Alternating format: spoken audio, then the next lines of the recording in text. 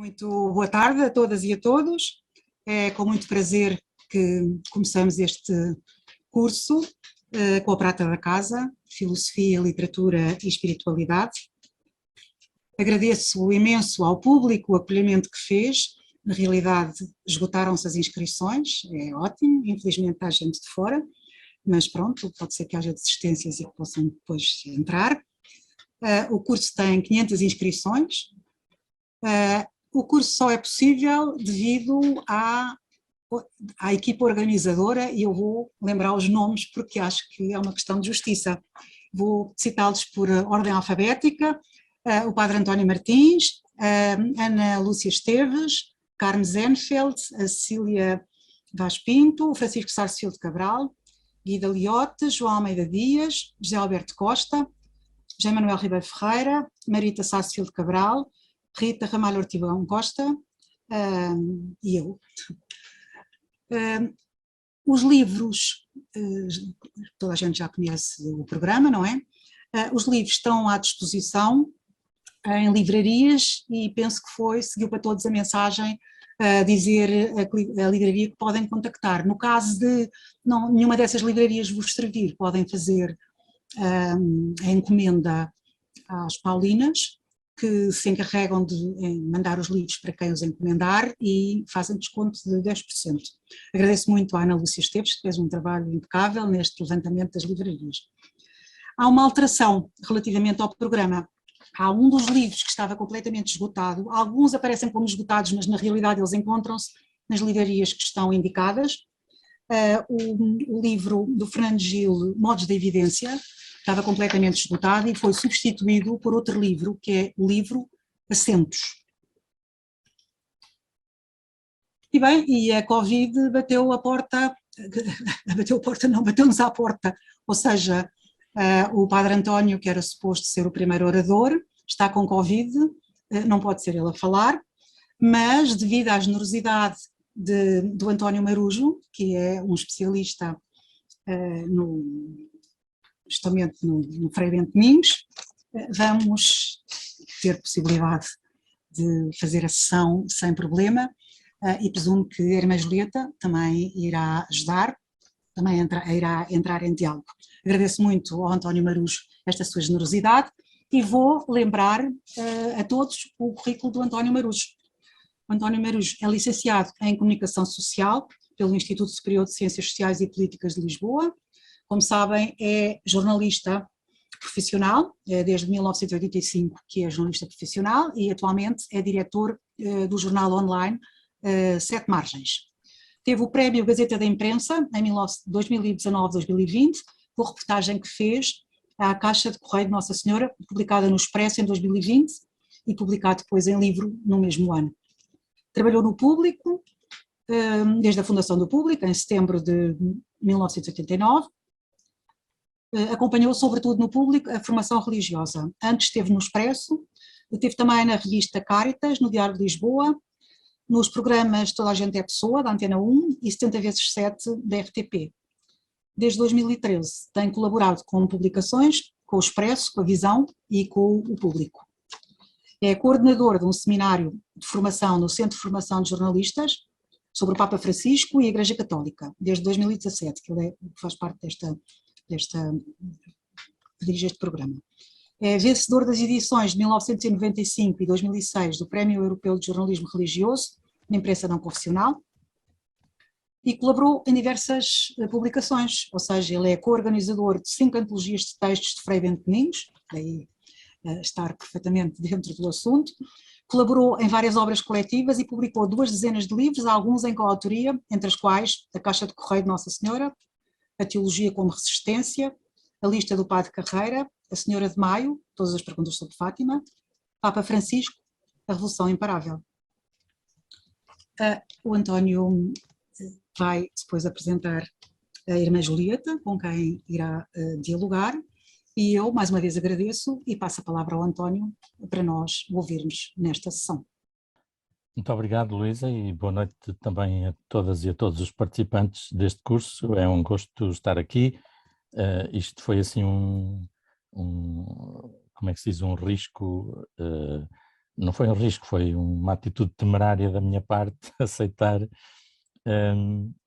substituir o Padre António, porque estava noutra onda, portanto tive que regressar aos textos do Frei Bento para poder ter uma base de escrita para poder dizer qualquer coisa, mas de qualquer maneira, obviamente, agradeço muito a confiança que a Luísa depositou em mim, e depois sugeri também que a irmã Julieta pudesse estar, uma vez que as 5 antologias que fizemos do Frei Bento foram sempre feitas pelos dois. Aliás, sem o trabalho da irmã Julieta elas não existiriam, porque a irmã Julieta, além de ajudar várias vezes o Frei Bento a organizar as crónicas, ela própria faz um arquivo sistemático das crónicas do Frei Bento, e portanto nós tínhamos o trabalho desde logo muito facilitado. E portanto, enfim, achámos que, tendo em conta, digamos, o pouco tempo que havia de preparação, uma vez que foi uma causa de última hora que levou a mudar os planos, achámos que seria interessante eu poder dar o pontapé de saída e depois a irmã Julieta complementar também com alguma coisa.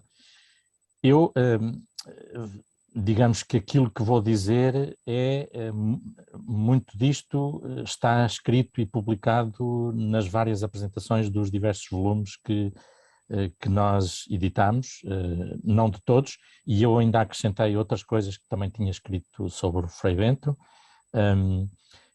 portanto isto pode sair uma coisa meio descosida, peço desde já desculpa por isso, mas ao mesmo tempo também aquilo que eu vou dizer é muito sentido do coração, porque é aquilo que são muitas das coisas que eu tenho refletido a propósito do trabalho do Frei Bento, e portanto que ficaram consubstanciadas quer nos nossos textos, quer noutras coisas que fomos produzindo, quer em outras ideias que eu acrescentei ontem e hoje a propósito de coisas que me fui lembrando.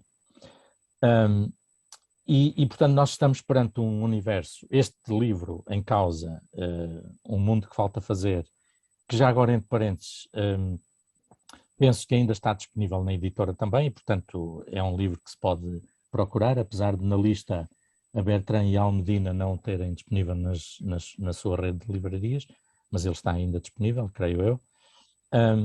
E este livro, como os outros 4, o quinto já lá vou, é ligeiramente diferente, mas são 4 obras com a mesma característica, que é o serem uma antologia de crónicas. E porquê é que trazemos aqui antologias de crónicas para falar de espiritualidade e de filosofia, de ideias que nos interessam refletir? O próprio Frei Bento já falou deste seu labor semanal no Público, onde ele escreve, vai fazer 30 anos no próximo mês de maio, portanto desde maio de 92, e ele falou desse seu labor semanal usando a expressão teologia em fragmentos. Eu já lá irei um pouco mais à frente a esta ideia, mas antes disso eu gostava de fazer um pequeno excurso por alguns espaços que, sobretudo a partir da década de 80, mas também já com algumas experiências anteriores, existiram ou existem nos jornais generalistas, sobretudo nos jornais, embora também algumas experiências na rádio e na televisão.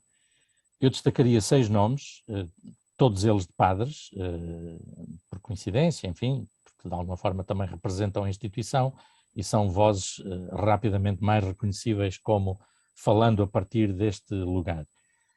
O padre Rui Osório, que morreu há poucos anos, que começou no Comércio do Porto entre 69 e 77 e depois no Jornal de Notícias a partir de 85. E estou a falar de colaborações semanais dedicadas a esta área da espiritualidade, da religião, da teologia.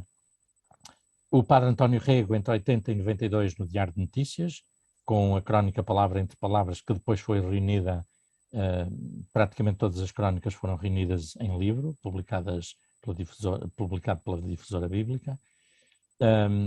Depois ele ainda escreveu algumas crónicas no Correio da Manhã. O Frei Bento, que começou, como disse, em maio de 92 e, portanto, que até agora, até final de 2021, publicou cerca de 1350 textos, se as nossas contas estão bem feitas. Creio que sim, porque quando publicámos as antologias fizemos a conta com bastante rigor e, portanto, agora foi uma questão de lhe acrescentar estes 5 ou 6 anos que faltavam. Isto além de uns 4 volumes iniciais que ele tinha, com as crónicas todas publicadas até aí, por ordem cronológica.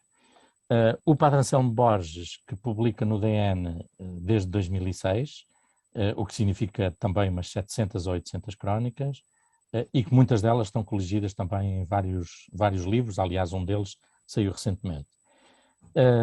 O Padre José Tolentino Mendonça, agora cardeal, começou por publicar uma coluna no Mil Folhas do Público, ali na transição do século, 99, 2000, por ali, e desde 2013 mantém no Expresso o Que Coisa São as Nuvens, que aliás os 2 primeiros anos também já deram origem a um livro.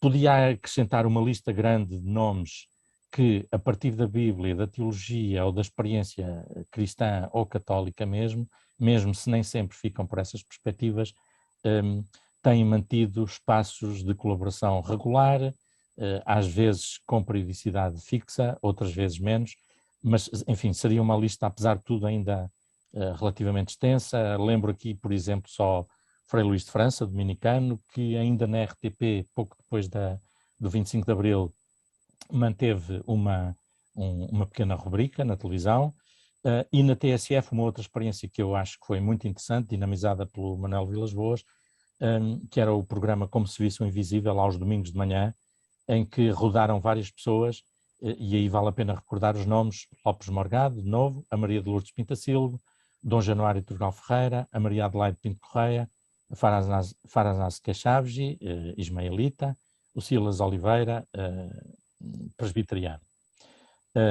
Pronto, salto à frente essa enumeração dos nomes, para além do padre Rui Osório, cujo trabalho, como referi, se prolongou por mais de 3 décadas, o Frei Bento, que completa neste ano precisamente esses 30 anos de crónica semanal ininterrupta, é talvez neste momento o colunista na imprensa portuguesa com mais tempo de atividade regular e sem interromper, a não ser nas férias e alguma coisa mais esporádica. Pelos textos do Frei Bento passam, na minha perspectiva, todos os grandes temas do catolicismo contemporâneo. A experiência de Deus como uma relação pessoal e de acolhimento aos mais excluídos, a fé como uma possibilidade de interrogação e da busca de Deus, a espiritualidade como preparação para uma vida diferente, podemos dizer assim, aliás esta expressão é dele, a esperança e a justiça como dimensões que concretizam o Evangelho, a vida de Jesus como presença de Deus na história e como uma insurreição em relação aos poderes e aos códigos de comportamento. Fomos, aliás, buscar, e essa expressão de insurreição que ele usava numa das crónicas, o título de um dos livros. Também os apelos de renovação aos quais a Igreja deve responder, incluindo numa maior abertura ao papel dos leigos, à intervenção das mulheres nas estruturas, sejam de participação, sejam de decisão do interior da Igreja. E ainda 2 questões que atravessam bastantes crónicas dele. Por um lado, a arte e a beleza, mesmo aplicadas na liturgia, como reflexos da busca humana de Deus, e por outro lado, o compromisso dos cristãos em favor da paz, da não violência e da justiça social. Aliás, o tema da não violência, que é uma questão pouco refletida e pouco debatida no interior da comunidade católica, a não ser quando se fala de questões como o aborto, é um tema que o Frei Bento insiste volta e meia, na minha perspectiva, de um modo muito certeiro. Estas crónicas são muito marcadas por uma finíssima ironia que o Frei Bento também nos habituou a ter no conjunto da sua vida e também na forma de escrita. Também refletem muito uma capacidade que ele tem de prospectivar sinais de futuro, seja na experiência da fé, seja também na análise da presença do religioso no mundo contemporâneo. E já referi de passagem, estas crónicas que ele vem publicando foram reunidas em 9 volumes, vale a pena referi-los. Os 4 primeiros correspondem aos textos entre 92 e 96, que foram agrupados cronologicamente portanto, em 4 volumes, pela Figueirinhas. Entretanto, faliu a editora. Esses 4 volumes tinham o título A Humanidade de Deus, o primeiro, o segundo, A Igreja e a Liberdade, e os terceiro e o quarto eram um conjunto com o mesmo título, As Religiões e a Cultura da Paz. E nestes títulos está também bastante do pensamento do Frei Bento. Os novos volumes que a irmã Julieta e eu coordenámos já na Temas e Debates são os 4 primeiros antologias temáticas dos textos, que foram publicados entre 97 e 2015, que começa exatamente com este Um Mundo que Falta Fazer, e este volume é sobretudo dedicado a questões sociais e políticas, e eu já lá irei refletir um pouco sobre isto. O segundo é sobre Jesus, Deus, a fé e a experiência religiosa, e leva o título A Insurreição de Jesus, exatamente aquela palavra que eu citava há pouco. O terceiro é sobre espiritualidade e o diálogo entre fé e descrença, e leva o título O Bom Humor de Deus e Outras Histórias. E finalmente o quarto é Francisco, o Papa que põe a Igreja a mexer, é exatamente sobre a questão da reforma da Igreja, da sua renovação e concretamente sobre a figura do Papa. Há um quinto volume que é diferente destes e que reuniu, além de algumas crónicas do público e de outros textos dispersos, aquela que é talvez a obra mais importante do Frei Bento, que é A Religião dos Portugueses.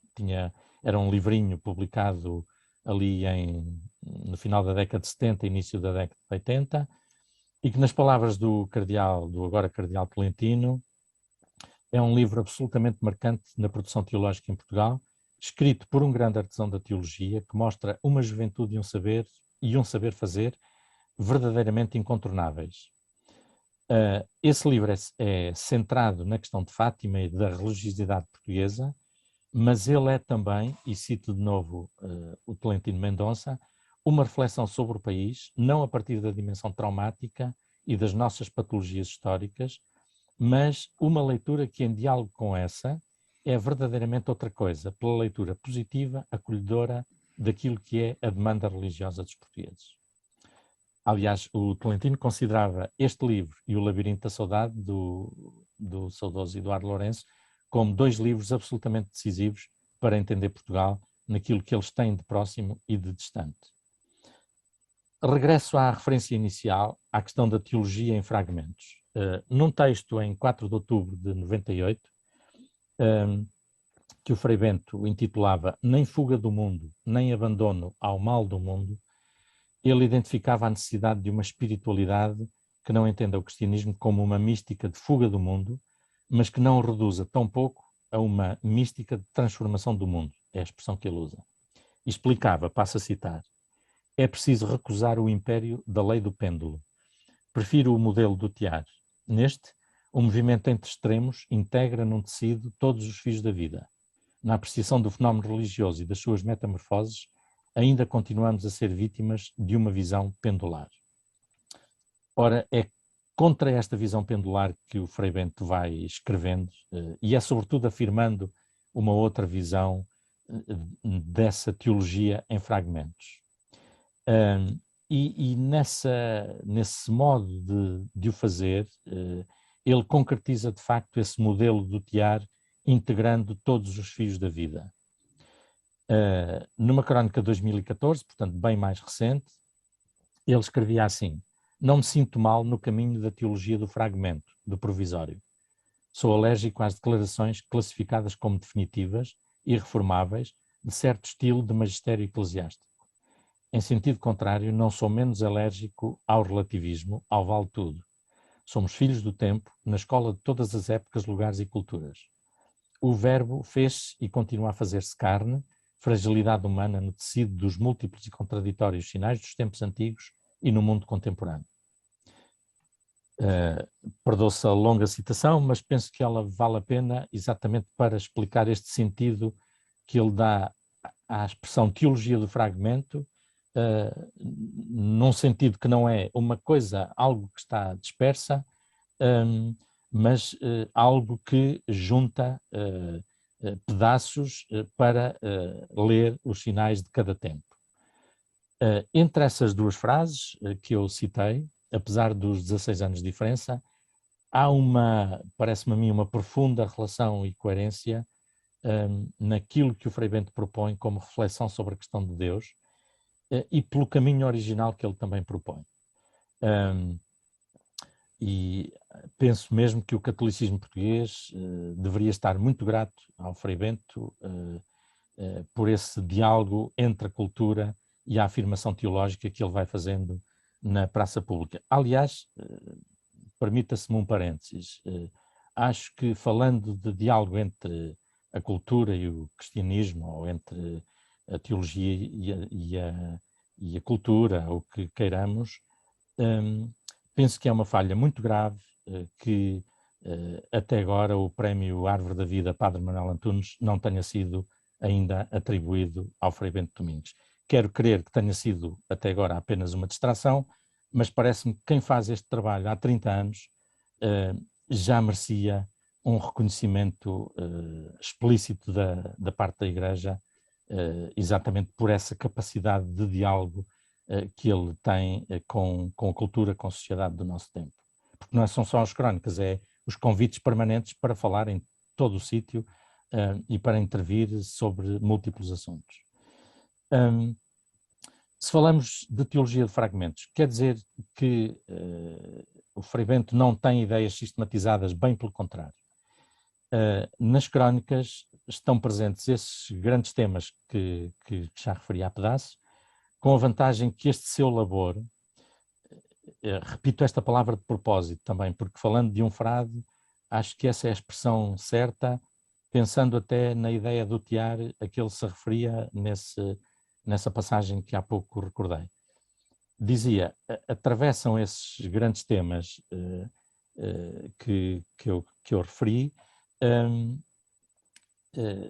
essa ideia, com a vantagem de que este labor não desliga o discurso sobre Deus da reflexão sobre o cotidiano.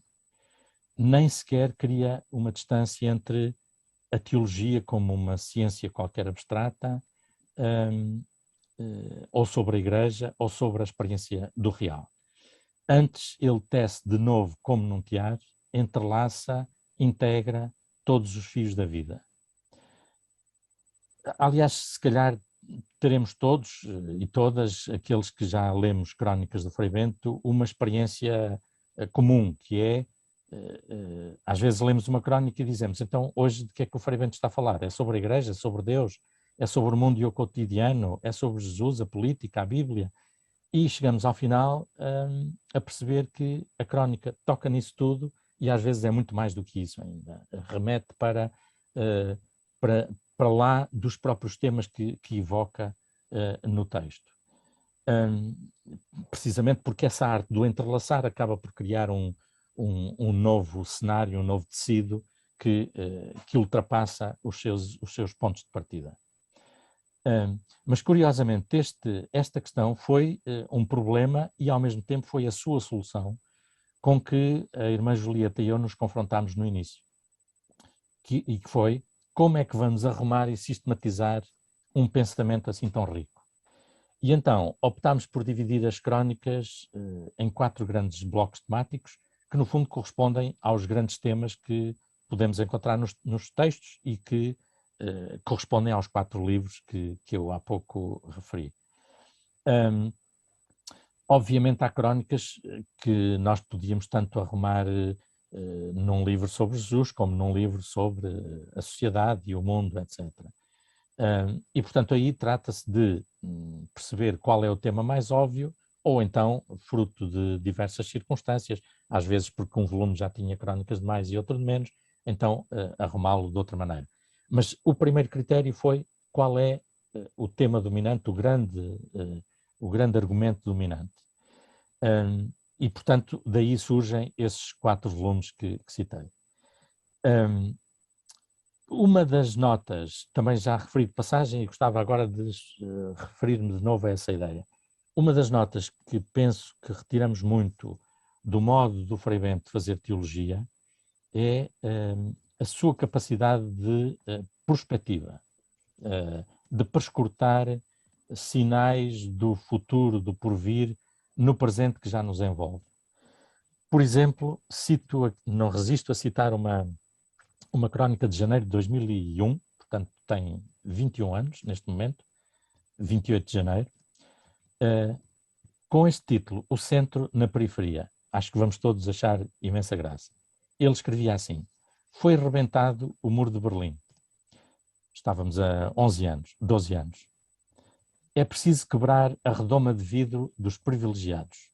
Os gritos e as denúncias, as recomendações, as esmolas, os remendos, as solidariedades e os perdões da dívida não bastam. Estávamos a falar de várias destas coisas, por exemplo, a propósito do perdão da dívida e do empenhamento do Papa João Paulo II na questão. E depois acrescenta ele: são urgentes propostas discutíveis que coloquem o centro na periferia. Cristo não nos deixou uma teoria para realizar essa deslocação. Na periferia estabeleceu a sua tenda. Isto foi escrito 12 anos antes do cardeal Bergoglio ter sido eleito Papa com o nome de Francisco e ter começado a falar da importância de dar atenção às periferias, fossem elas geográficas, existenciais, eclesiais, políticas, etc. Entendendo o cristianismo como uma provocação constante, uma provocação pessoal, uma provocação aos poderes, uma provocação ao próprio modo de se entender a fé ou a religião, o Frei Bento tem a preocupação de denunciar o escândalo a que o desnorte, ou o norte muito bem orientado só para o interesse de alguns, o escândalo a que o desnorte da política e da finança nos tem conduzido. A direta implicação entre uma fé que tem a pessoa como horizonte e a intervenção política que deve concretizar essa dimensão é uma das insistências permanentes do Frei Bento nas suas crónicas.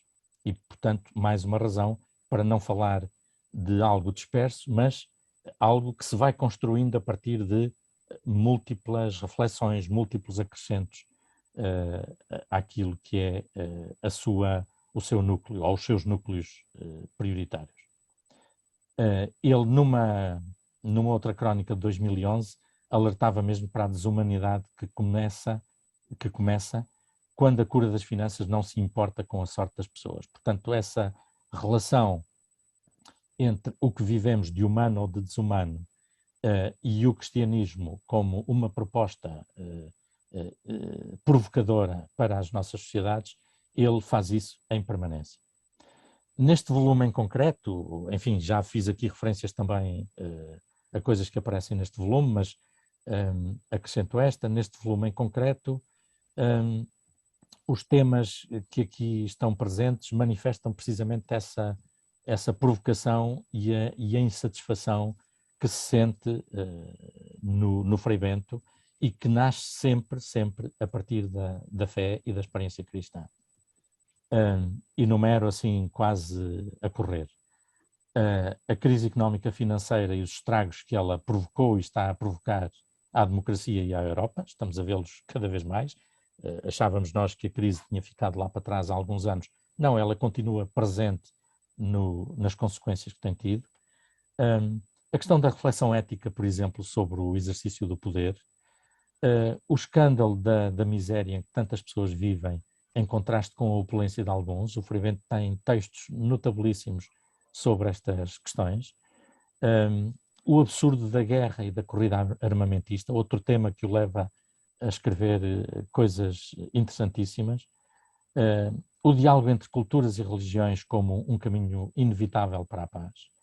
A laicidade como uma possibilidade de exercício da dimensão religiosa das pessoas em sociedades democráticas, recusando claramente a perspectiva francesa do esconder a expressão religiosa da praça pública, mas como uma possibilidade de exercício de cidadania a par de outras formas desse mesmo exercício.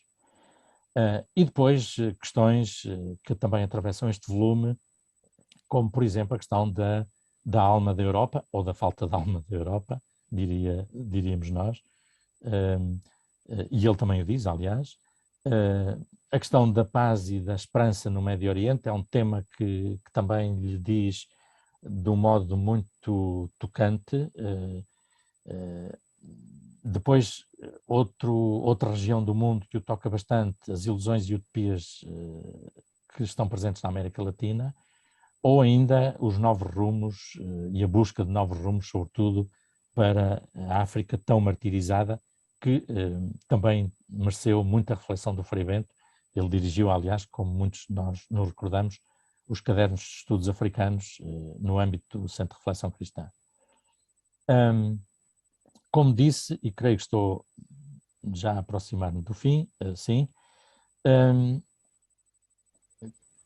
E agora, onde é que eu estava? Estava aqui. Como disse, é difícil aliar esta experiência da elaboração teológica do Frei Bento daquilo que ele entende como os fundamentos da fé cristã. É evidente que todas as expressões e todas as crónicas que ele vai escrevendo, é evidente para mim, foi evidente é evidente para a irmã Julieta, é evidente para muitos de nós que o lemos, que as suas crónicas refletem uma profundíssima convicção que ele tem. A pessoa de Jesus Cristo tem uma originalidade que consiste em estar ligado a um Deus que no seu coração engloba todos os seres humanos e pode ser encontrado ou esquecido de mil maneiras. E esta frase é dele. E esse radicar, essa raiz que ele estabelece na pessoa de Jesus é na minha perspectiva pessoal, claramente talvez o núcleo da sua reflexão e do seu pensamento e daquilo que ele vai propondo. E isso, Jesus como centro da sua fé, isso é verdade mesmo que seja uma novidade para quem nunca o leu ou para quem também há, para quem o critica, ou para quem desvaloriza, porque sabemos que na nossa sociedade e na nossa igreja há vozes que o catalogam como pouco ortodoxo e outras coisas menos simpáticas até. Mas é esse centro que é Jesus, cuja vida e palavra tem, por sua vez, as outras pessoas no centro e cujo único poder, como diz o Frei Bento, é o de perdoar os próprios inimigos, é o de desejar vida àqueles mesmos que o excluíram da vida, e é esse Jesus que é claramente o centro da reflexão e da vida, podemos dizer, do Frei Bento. O Deus deste Jesus, que ele enumerava, numa citação que fiz há pouco também, é um Deus universal, um Deus dos excluídos, próximo de cada pessoa, que cultiva a diferença e o humor. E esta nota também é muito interessante. É um Deus que salva vidas arruinadas. Por isso ele não tem dúvidas de que qualquer preceito religioso, estou a citar outra frase dele, qualquer preceito religioso que impeça a libertação humana deve ser sistematicamente violado.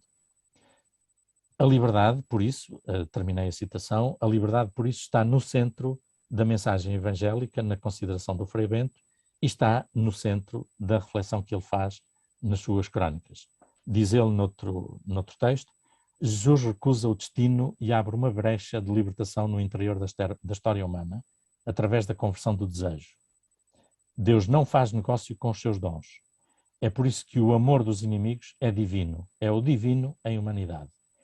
Quem faz o bem sem olhar a quem, seja amigo ou inimigo, saiba-o ou não, vem da zona de Deus com a alma transfigurada. Portanto, é esta perspectiva gratuita, livre e que traz a libertação ao interior da história humana que me parece que estas crónicas também revelam bastante. Deste Jesus assim e desta experiência assim, só pode surgir uma espiritualidade entendida como uma imersão no mundo e com ele identificada, porque quando se ouve no discurso cristão ou católico esta coisa de que temos que ir evangelizar o mundo, não, o mundo, nós somos parte do mundo, portanto não faz sentido que tenhamos a perspectiva de que somos uma entidade separada dele. E essa é a perspectiva do Frei Bento, que é, de Jesus surge uma espiritualidade que só pode estar imersa neste mundo e assumir a condição humana de que faz parte. Nessa crónica que comecei por referir no início, de outubro de 98, ele escrevia: o cristianismo não é fuga do mundo, nem abandono ao mal do mundo, esta frase eu já a disse, é uma escola de transfiguração permanente e paciente da vida interior e de participação na renovação da face da Terra, segundo os ritos imprevisíveis da história humana. Portanto, se esta perspectiva não tem o horizonte de transfigurar a face da Terra, como ele diz, então não serve, segundo a perspectiva de Jesus.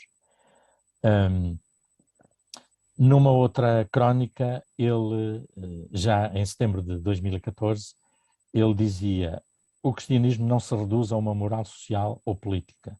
Morrerá ao resignar-se a ser unicamente uma forma de validar religiosamente os princípios que a grande maioria aprova e pouco pratica.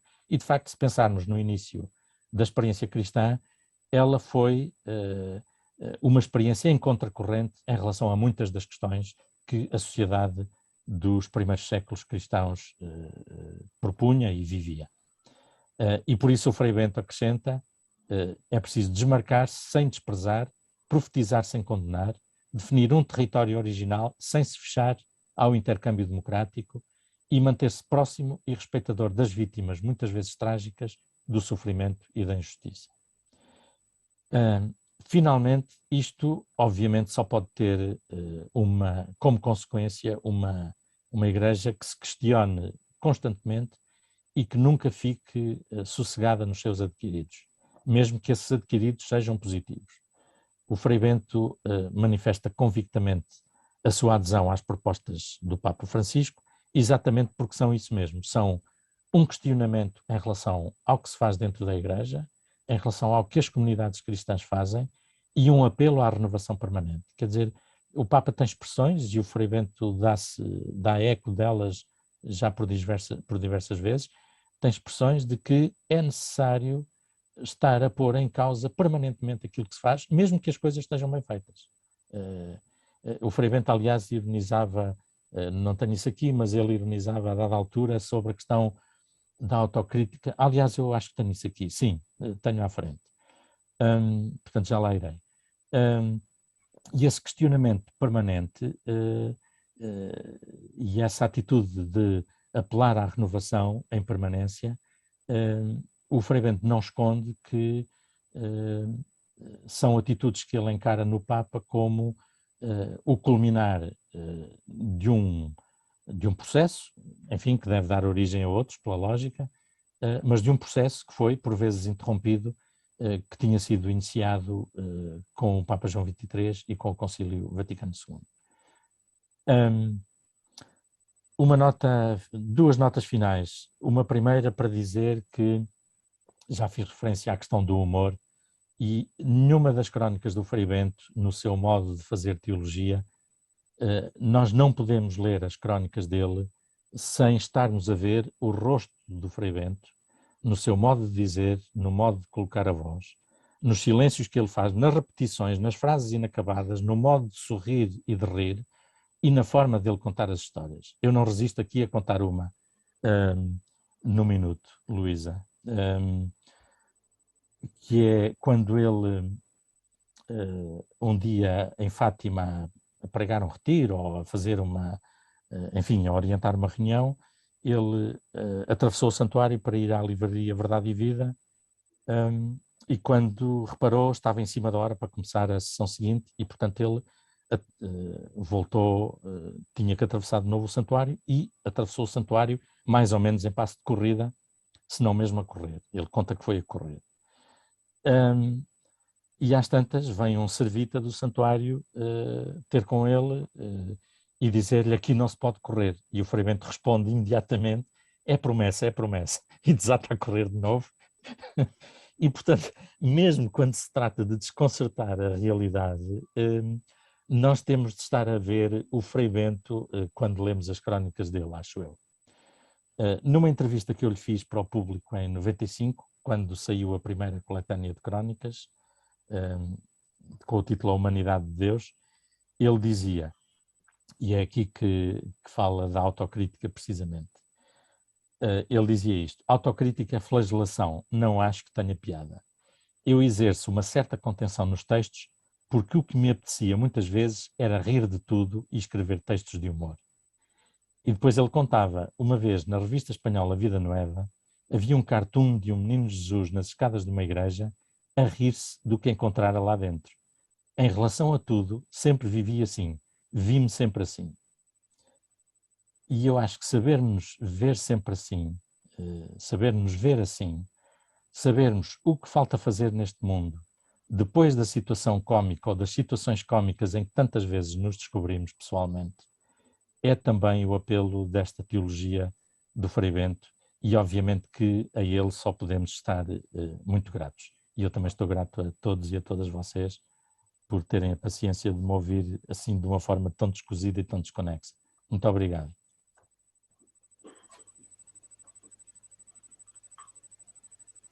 E agora a Luísa dizia-me para eu apresentar a irmã Julieta, não é? António, não é preciso apresentar. Eu sou a irmã Maria Julieta do Coração de Maria e é a apresentação, é a minha apresentação. Irmã do Sagrado Coração de Maria. Não, deixe-me dizer que tem refletido muito também sobre a questão das mulheres na igreja e que já publicou vários textos sobre isso. Isso, e isso sim. é muito importante também. Pronto, isso sim. E agora calme. Isso sim, que é uma das coisas que me tem, não tanto, sobretudo nesses últimos tempos, tanto como eu gostaria de ter, porque os trabalhos não me têm deixado investigar muito. De qualquer modo, é sempre um assunto que está no meu pensamento. Mas, aqui em relação ao Frei Bento, depois de ter ouvido o António, eu quase me apetece dizer, não tenho nada mais a dizer. Porque disse tudo e muito bem, e é mesmo. Eu não tive o tempo de ler, li apenas esta crónica que deu o título ao livro, e depois li em diagonal todas as crónicas que se reuniram nesse capítulo 3, que é Felizes os Pobres. E o que me ocorre dizer, depois de tudo o que ouvimos do António, a frase que me veio é aquela que ele, desde sempre, e em muitos artigos, ele está sempre a dizer a grande pergunta que vem desde o começo do mundo até ao fim da história: que fizeste do teu irmão? O que fizeste a um dos mais pequenos foi a mim que o fizeste. O que deixaste de fazer foi a mim que o deixaste de fazer. E isto, esta questão, faz parte do pensamento do Frei Bento em tudo que escreve. E que está na linha precisamente daquilo que foi apresentado. E portanto, falando do mundo que falta fazer, era, de facto, se nós, cada um de nós, nos interrogássemos, ou que sentíssemos a interrogação de Deus que fizeste do teu irmão. Outra coisa que o Frei Bento diz e que poderia levar-nos ao mundo que falta fazer, isto é, ao mundo da alegria, porque Jesus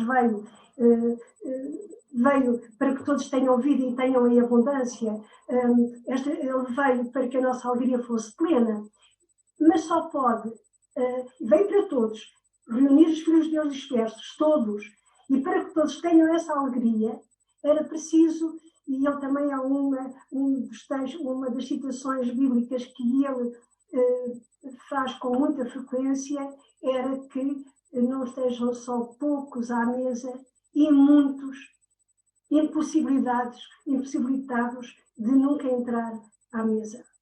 E, portanto,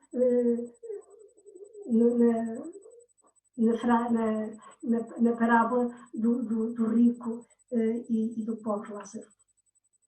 Portanto, há estas, digamos, estes temas, e como já falaram do centro e da periferia, o Frei Bento, há 30 anos, que veio falando nestas coisas, e eu só, pensando nestes poucos tempo que tive para pensar nos textos do Frei Bento agora, eu pensei, há 30 anos que o Frei Bento vem falando nisto. Veio um Papa que vem dizer, é isso mesmo, é isso, se nós queremos um mundo outro, se nós queremos um mundo que vale a pena ser vivido por todos, é preciso isso, é preciso cuidarmos do nosso irmão que está ao nosso lado. E portanto, para mim, se o Papa Francisco conhecesse o Frei Bento, como o Frei Bento conhece o Papa Francisco, porque ele todos os dias vai ao Vaticano ver se há coisas novas do Papa, é um trabalhador incansável, e está, quer em termos de igreja, mas quer, como disse o António, em termos de política, em termos da sociedade em geral, em termos da paz, em termos da guerra. O que é que acontece no Médio Oriente? O que é que acontece em África? O que é que acontece na América Latina? O que é que acontece em qualquer parte do mundo? Ele está constantemente à procura, e fazer um texto, obviamente eu tenho acompanhado na elaboração de alguns, elaboração, mas é só escrever, datilografar, porque quem faz os textos é o Frei Bento, Mas eu vejo o estudo que ele faz para cada artigo. Ele não escreve ao saber da pena, ele estuda. Ele estuda o mundo, estuda a igreja, estuda a pessoa. E, portanto, este mundo que falta fazer, como o António disse, é centrado na pessoa de Jesus Cristo. Para Frei Bento, e ele, numa das últimas crónicas, ele diz isso mesmo, é o divino que assumiu a condição humana e, portanto, é o ser humano mais divino, é o divino mais humano. E portanto, eu não sei mais, de facto, que dizer sobre as crónicas do Frei Bento. Eu diria que ele é um cristão. Embora eu tenha aprendido com ele que nós não nos podemos considerar cristãos. Vamos-nos fazendo cristãos. Mas, para mim, de facto, o Frei Bento é aquele que se sente e foca e que não quer sair do caminho traçado por Jesus. Eu vim para que tenham vida e tenham abundância todos. Que a minha alegria seja plena. O Deus, o Pai, o Abba, o meu Deus, é o Deus da graça, não é o Deus da vingança, não é o Deus da pura graça, do amor incondicional, que veio para os pecadores e não para os justos, porque os justos já não precisam, já estão. É para encontrar aqueles que falta libertar. Aliás, o programa de Jesus é esse mesmo, quando pega no livro de Isaías e que fala de que veio para libertar e que termina com a graça. E o texto de Isaías terminava era com a ira de Deus também. Mas a ira de Deus não entra no Deus de Jesus Cristo. E é este Jesus Cristo que é o Filho, que é o Deus que estabeleceu a sua tenda entre nós, que ele quer seguir e que segue nos seus textos. eu calmo e não digo mais nada, porque de facto António disse na perfeição, e eu a continuar, eu estragaria o que foi tão bem dito pelo António. Muito obrigada, quer ao António Marujo, quer à irmã Julieta. Na realidade, esta dimensão profética do Frei Bento, penso que ficou bem vincada, esta ideia que nos foi transmitida pelo António, que ele pretendia transfigurar a face da terra, e eu penso que também transfigurar a face da Igreja, a sua voz é realmente uma voz profética, e eu pergunto até que ponto é que a Igreja Portuguesa tem estado atenta aos posicionamentos do Frei Bento, muitos dos quais vão na linha de uma disrupção. Eu lembro, durante anos integrei um movimento que era o Nós Somos Igreja, lembro-me de toda uma série de questões que se levantavam nesse movimento e que encontravam uma resposta positiva por parte do Frei Bento. Questões, por exemplo, como a ordenação das mulheres e outras, o acolhimento aos recasados, etc, etc. E pergunto-me até que ponto Frei Bento é uma voz, por vezes isolada, dentro da Igreja Portuguesa.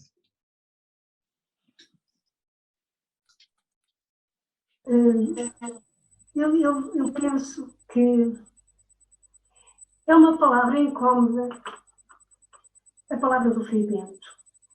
Como foi incómoda a palavra de Jesus no seu tempo, na sua religião. E, portanto, como é uma palavra incómoda, é evidente que o status quo não gosta e, portanto, muita gente não faz, de facto, e há coisas que poderiam, o António referiu o prémio Aves da Vida, mas mesmo sem ser prémios, podia ser mais divulgado muito do que o Frei Bento escreve dentro porque toda a Igreja em Portugal, quase todas as dioceses, têm os seus jornais, os seus semanários, e é muito raro ver citado o Frei Bento. Mas eu penso que é precisamente isso, é por ser uma voz incómoda para o que está estabelecido. Agora, é muito interessante que o Papa Francisco venha e começou por dizer: não é mais admitido na Igreja dizer foi sempre assim será.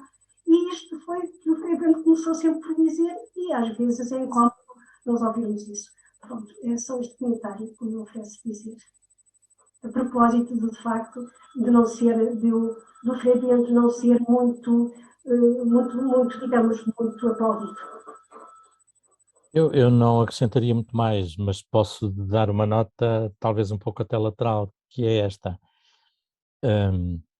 Por um lado, até alguns dos nomes que eu citei, que são ou foram presenças nos meios de comunicação, nos jornais, nomeadamente, são pessoas também relativamente à margem, são pessoas que não estão propriamente no centro da instituição, mas obviamente os média, quando procuram alguém para escrever sobre estes temas, nomeadamente, procuram também uma voz que não seja para reproduzir o discurso oficial, por um lado, e que seja uma voz relativamente original.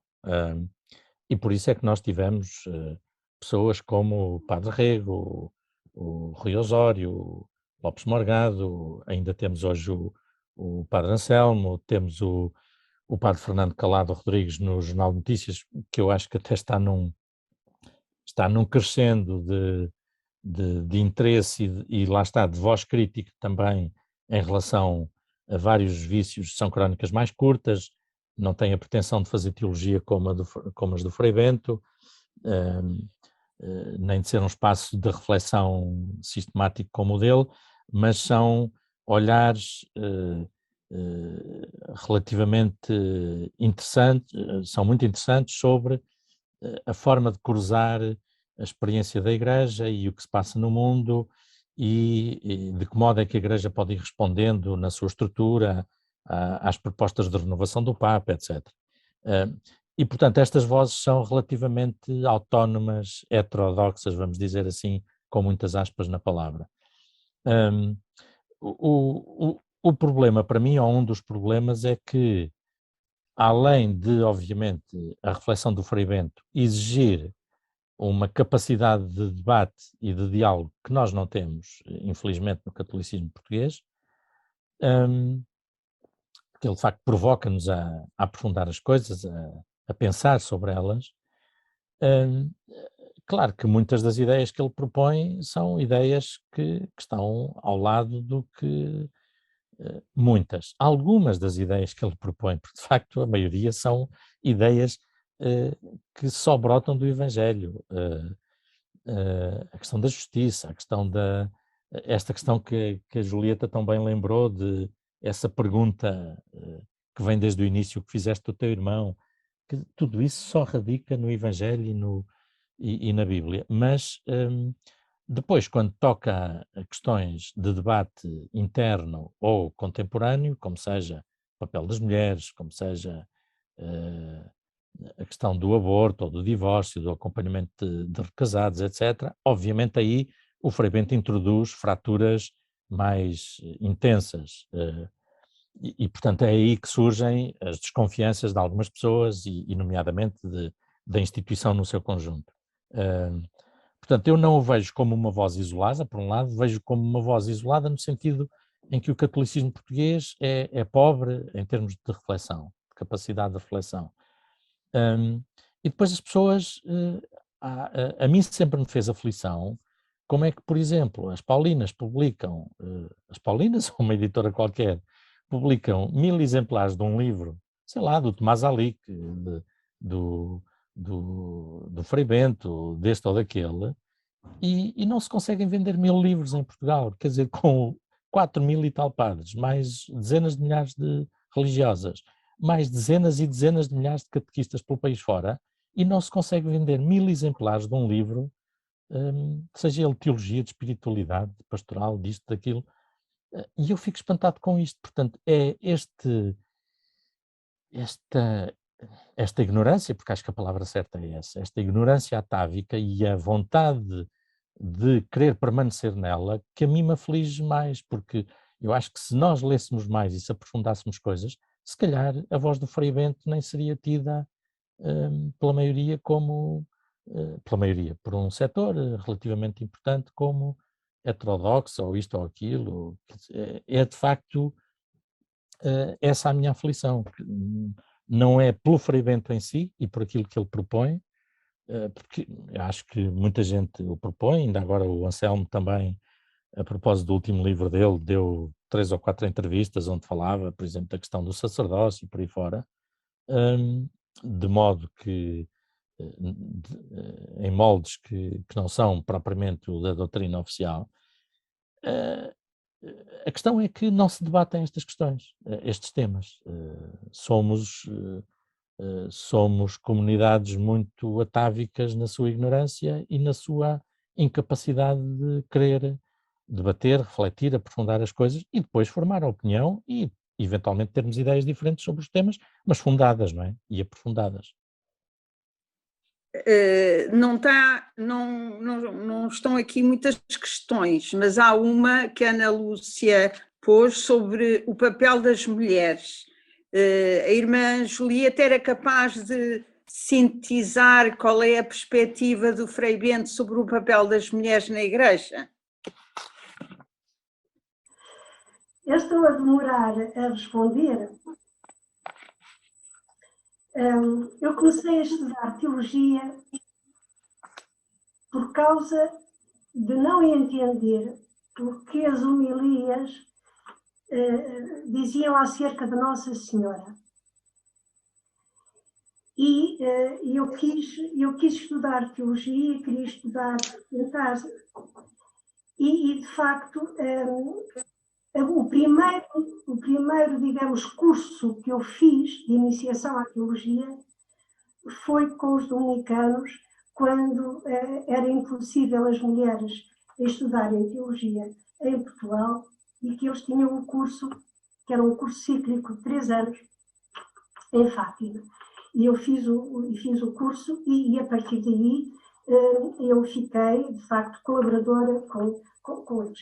E, portanto, eu aprendi e lembro-me que o curso de Cristologia, que era dado pelo Frei Bento, para mim foi um deslumbramento.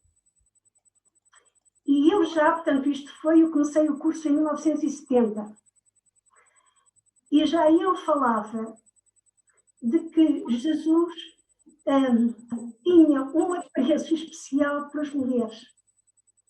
E não as considerava menos discípulas do que os homens.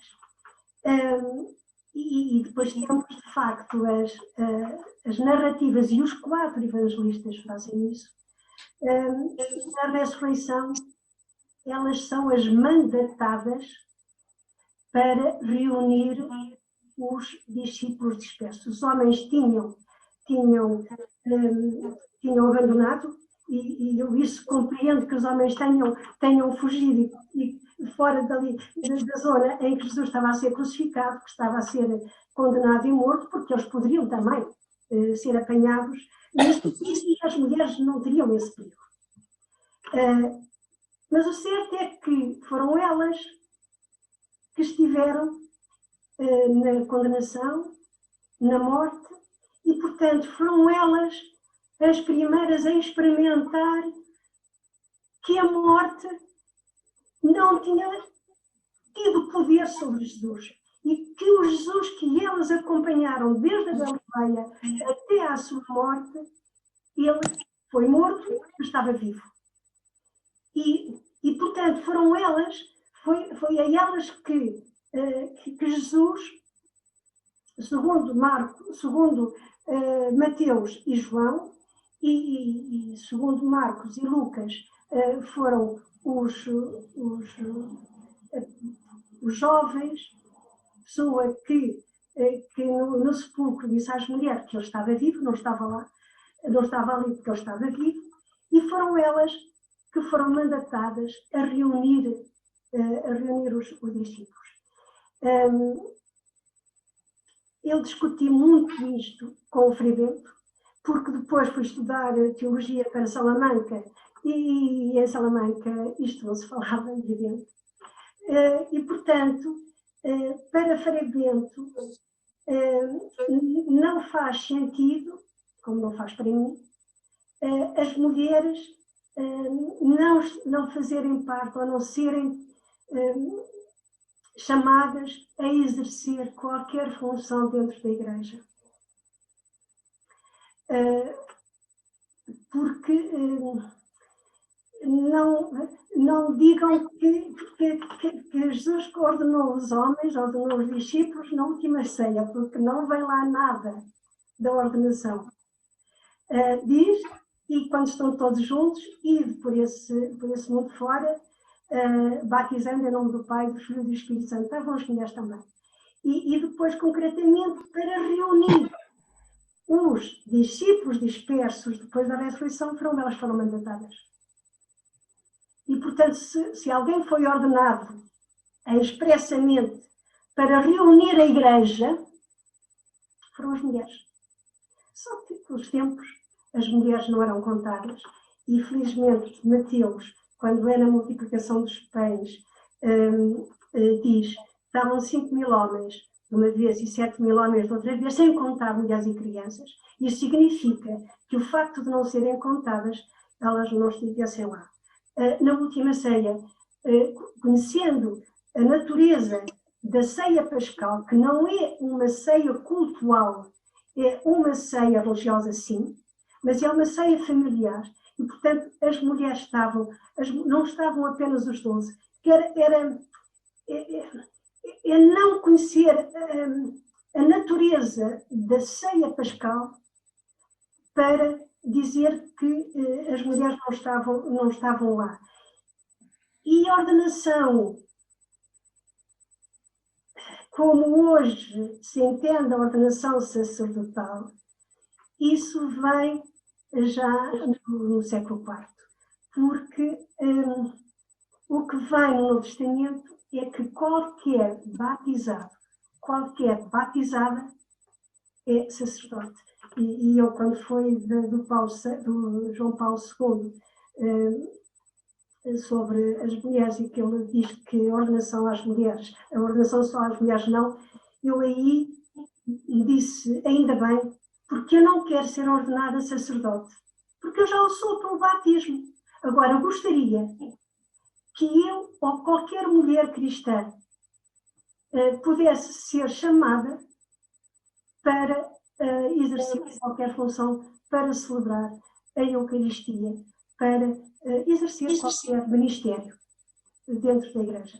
E penso que eu estou convencida disto, e penso que o Frei Bento, porque discuti com ele muitas vezes, ele não está longe disto que eu estou a dizer. Claro que se ele aqui estivesse, diluía de uma forma, como diz o António, com mais humor, com outra forma de dizer as coisas,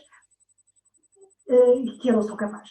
E, portanto, mas penso que em termos de sentido da mulher na Igreja, é este o pensamento do Frei Bento. Aliás, no princípio, as mulheres, eu lembro-me, só para citar uma passagem, o São Paulo, quando chegou a Filipos, encontrou um grupo de mulheres que se reunia à beira do rio, e foi com elas que esteve. Uma delas era a Lídia, que devia ser uma mulher com posses e, portanto, tinha uma casa maior, e Lídia convidou Paulo para ficar com elas, com aquele grupo, para as ajudar a compreender e a entender a pessoa de Jesus Cristo, que elas queriam conhecer melhor, e portanto, depois, a partir, Paulo esteve com elas uns tempos, e depois era Lídia que reunia as mulheres e que celebravam, como se dizia, a fração do pão em sua casa. E é interessante que nos primeiros 3 séculos nunca se fala na presidência da Eucaristia, porque a presidência era precisamente o Cristo ressuscitado. Mas claro que é preciso alguém que esteja na organização e que esteja, digamos, e isso era a dona da casa ou o dono da casa que recebiam o grupo de cristãos e, portanto, que estava. E um dos documentos do século III que fala que põe a questão numa comunidade onde não há nem profeta, nem doutor, e é a primeira vez que aparece o termo presidência da Eucaristia, quem vai presidir a Eucaristia? E esse texto tudo depois diz que se escolha alguém que possa fazer isso, que tenha conhecimento e que possa fazer isso. E isso é a minha pena, é que nas comunidades onde não há um padre que possa celebrar a Eucaristia para aquela comunidade, que não fosse encontrada uma pessoa, homem ou mulher, casado ou solteiro, que estivesse e que soubesse, evidentemente, que o que estava a fazer em nome de Jesus o fizesse para aquela comunidade, em nome de Jesus.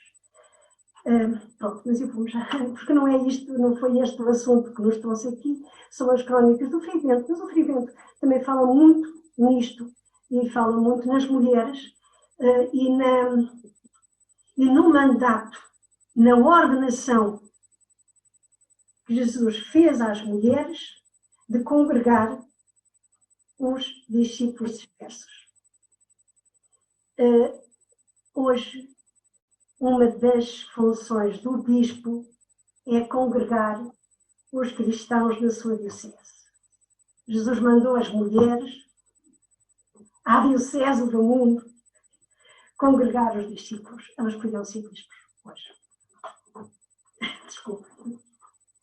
Muito obrigada, irmã Julieta. Tenho aqui uma questão para o António Marujo, do Jorge Soeiro Marques.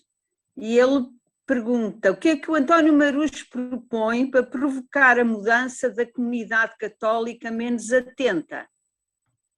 Uma forquilha, não sei, uma coisa que pique. Pois estas coisas eu não vejo receitas, vejo caminhos que se podem fazer. E, por exemplo, há aí uma outra alusão ao sínodo. O sínodo é uma ocasião extraordinária que eu acho que, tirando o que se está a fazer na Capela do Rato e mais 3 ou 4 coisas que eu já ouvi falar pelo país, o resto é uma sucessão de conferências a dizer o que é a sinodalidade. O Papa não quer que a gente faça conferências a dizer o que é a sinodalidade. O Papa quer que se exercite a sinodalidade. E sinodalidade é dizer mesmo coisas que eventualmente a maioria da comunidade não gosta, não acha bem, não quer assim, mas é isso mesmo, é debater e trazer questões de todos para a mesa que é de todos. O que é que se faz para mudar a comunidade católica menos atenta? Pois é muito cada um de nós criar essa consciência de que aquilo que diz é importante. E mesmo que não pareça. E de que é preciso encontrar caminhos novos para chegar a todos. Nós há uns anos tivemos aqui em Lisboa o Sínodo Diocesano, cujo lema era o sonho missionário de chegar a todos. E eu perguntava-me, mas a que todos? Os todos a quem se chegou foi, de novo, os mesmos que já cá estamos. E, por exemplo, alguns de nós eventualmente participámos no Escutar a Cidade. O Escutar a Cidade foi exatamente o exercício de querer perceber, já que queremos chegar a todos, então o que é que essas pessoas, o que é que esses todos nos têm a dizer como comunidade cristã, como comunidade crente. E foi precisamente a ideia de ouvir as vozes de quem está do lado de fora da igreja, ou à porta, ou no umbral, como dizia o Fernando Alves com muita graça,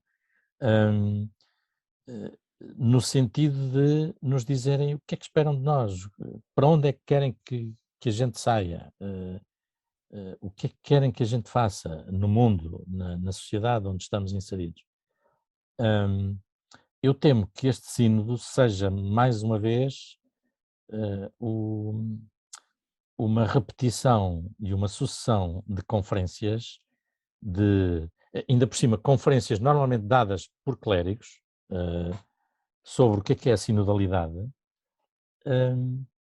mas eu não quero isso, eu quero é exercitar exercitar isso da sinodalidade, que é o que o Papa pede, que é eu, numa comunidade, poder dizer a liturgia, o serviço às pessoas, o serviço da caridade, os ministérios, como é que podem ser organizados, conversarmos sobre isso em conjunto, debatermos ideias, por mais estapafúrdias que elas possam parecer, passa a expressão.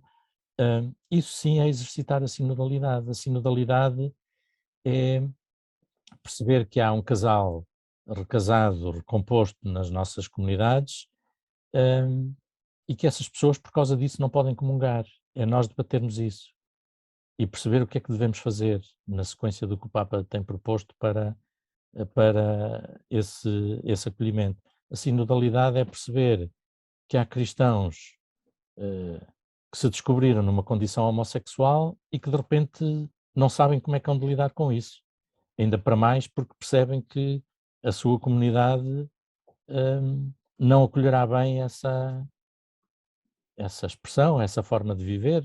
E eu estou a falar de casos concretos de pessoas, amigas minhas, estou-me a lembrar de 2 ou 3, no caso, uma delas, por exemplo, que descobriu que era homossexual quase aos 50 anos, depois de uma vida toda à procura, e de repente o medo dela era, e agora o que é que eu faço dentro da igreja? Bom, e de tal maneira foi que era uma pessoa ativíssima dentro da igreja e digamos, deixou as estruturas e os grupos onde estava, exatamente porque não se sentia acolhida.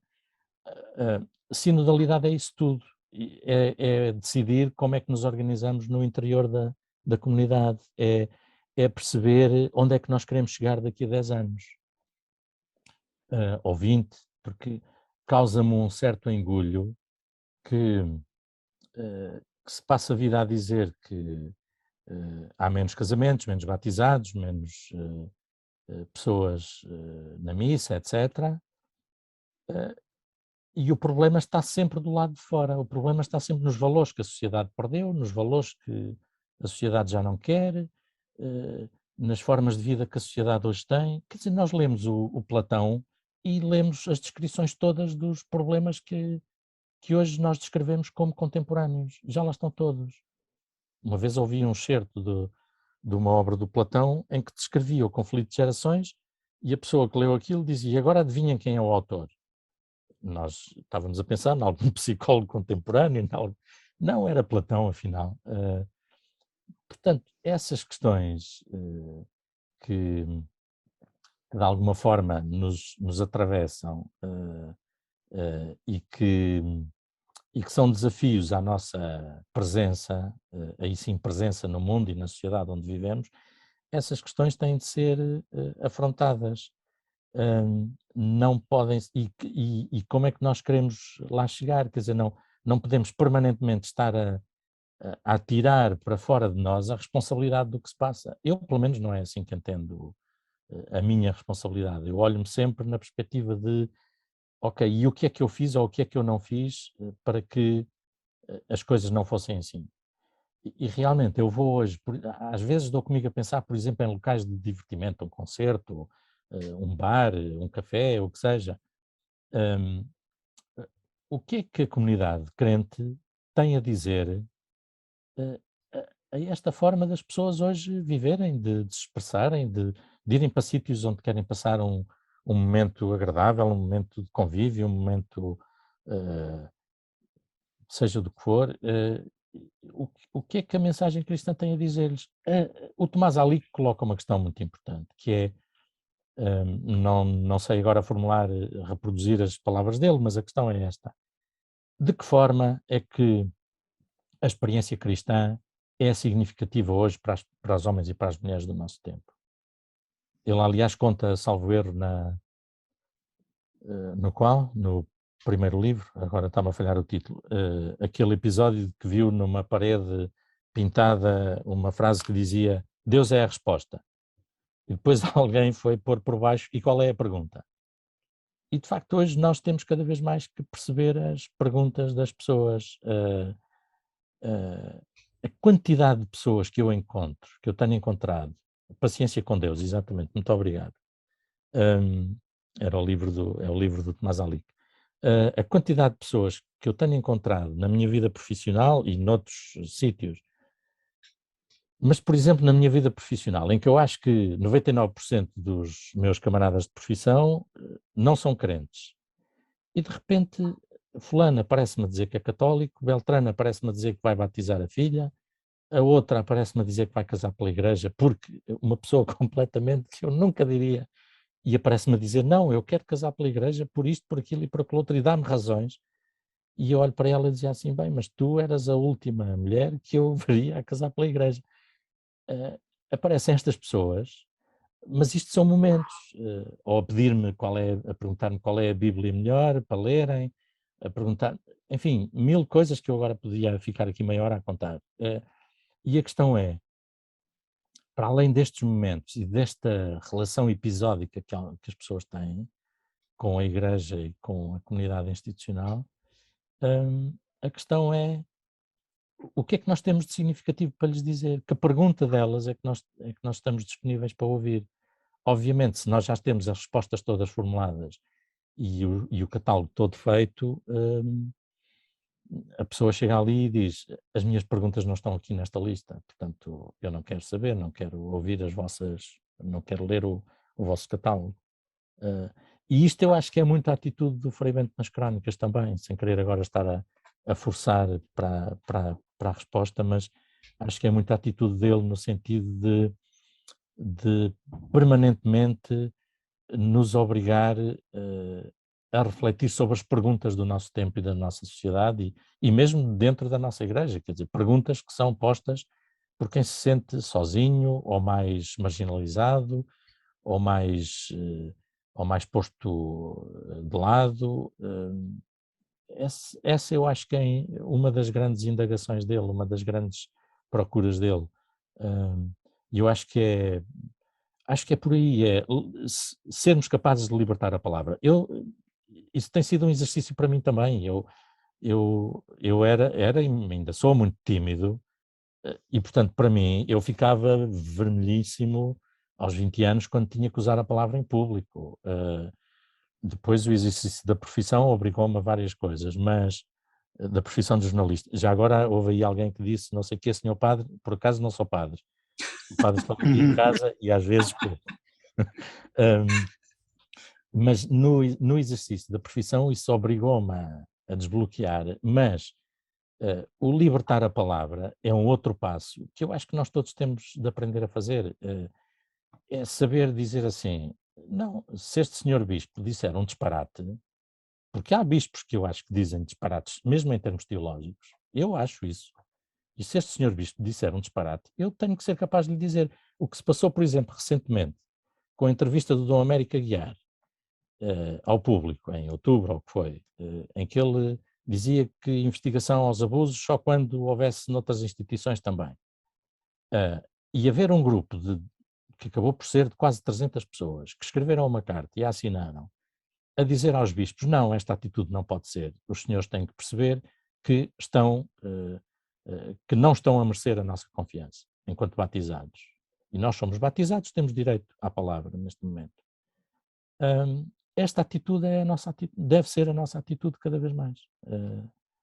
Acho que não há outra forma de picar as pessoas e de as fazer acordar. É libertar a palavra e dizer às pessoas, libertem a vossa palavra também. Porque a condição de batizados deve nos dar...